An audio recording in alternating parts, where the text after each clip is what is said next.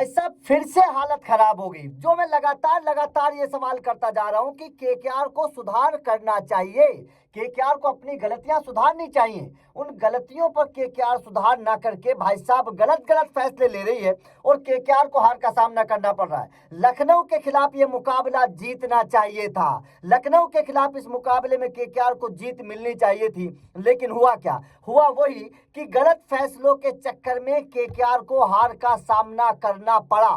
KKR ने इस मुकाबले में जाहिर तौर पर दो गलत फैसले लिए हैं। दो केकेआर ने गलत फैसले लिए। अगर मैं लखनऊ के खिलाफ इस मुकाबले की बात करूं, क्योंकि ये मुकाबला जीता जा सकता था। ये मुकाबला केकेआर के अपने हाथ में था, मुट्ठी में था मुकाबला। लेकिन केकेआर क्या करें? अब हालत खराब होगी, क्योंकि गलत फैसले लोगे तो भाई साहब गलत ही रिजल्ट आएगा। अब केकेआर पिछड़ती जा रही है, लगातार नीचे आती जा रही है पॉइंट टेबल में। केकेआर की हालत खराब होगी। अब केकेआर के वो गलत फैसले कौन से थे, चलिए इस पर एक बार डिस्कस कर लेते हैं। क्योंकि अगर मैं इस मैच को देखूं तो जाहिर तौर पर दो फैसलों को लेकर लगातार सवाल खड़े हो रहे हैं कि आखिर केकेआर ये कर क्या रही है। क्या केकेआर को अपने खिलाड़ियों के बारे में पता नहीं है? क्या केकेआर को ये पता नहीं है कि किस खिलाड़ी के अंदर क्या ताकत है, किस मैदान पर, किस पिच पर कौन से खिलाड़ी खिलाने हैं? दरअसल इस पिच पर हर कोई मुंह फाड़ कर ये बात बोल रहा था, हर कोई ये बात कह रहा था कि भैया मोइन अली को खिलाओ, मोइन अली को लेकर आओ, मोइन अली को खिलाना जरूरी है।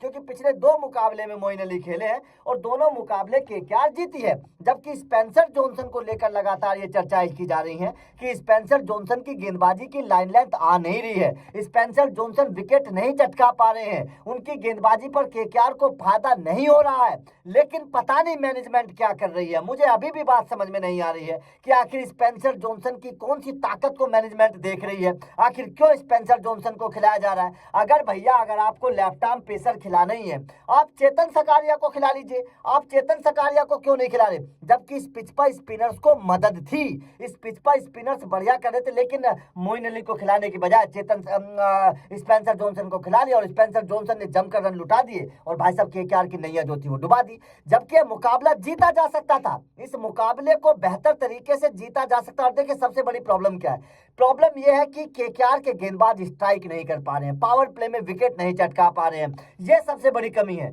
पावर प्ले में विकेट टेकर गेंदबाज आपको चाहिए जो पावर प्ले में आकर विकेट चटकाए।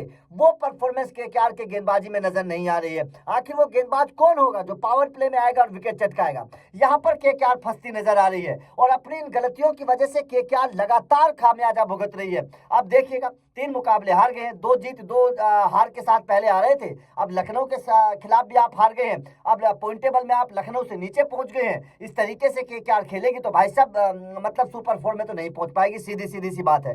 क्योंकि जब आपको यही पता नहीं है कि किस टीम को खिलाना है, किस खिलाड़ी को मौका देना है, किस पिच पर किस खिलाड़ी को खिलाना है, किस गेंदबाज में कितनी ताकत है, जब केकेआर के मैनेजमेंट को ये पता ही नहीं है तो कैसे टीम जीतेगी? हर कोई बोल रहा था कि स्पेंसर जॉनसन विकेट नहीं चटका पा रहा है। उससे अलावा तो अगर आपको लेफ्ट आर्म पेसर खिलाना है तो चेतन सकारिया को खिला लीजिए, वरना आप मोइन अली को खिलाइए। मुझे समझ में नहीं आ रही है कि केकेआर विनिंग स्क्वाड को क्यों बदल रही है। अरे भैया पिछला मुकाबला आप जीत कर आ रहे थे, सब कुछ बढ़िया था, आखिर क्यों बदल दिया? ये चीज समझ में नहीं आ रही है। तो आपका केकेआर की इन गलतियों को लेकर क्या कहना है? क्या आपको भी लगता है कि स्पेंसर जॉनसन को खिलाकर केकेआर गलती कर रही है? कमेंट करके बताइएगा।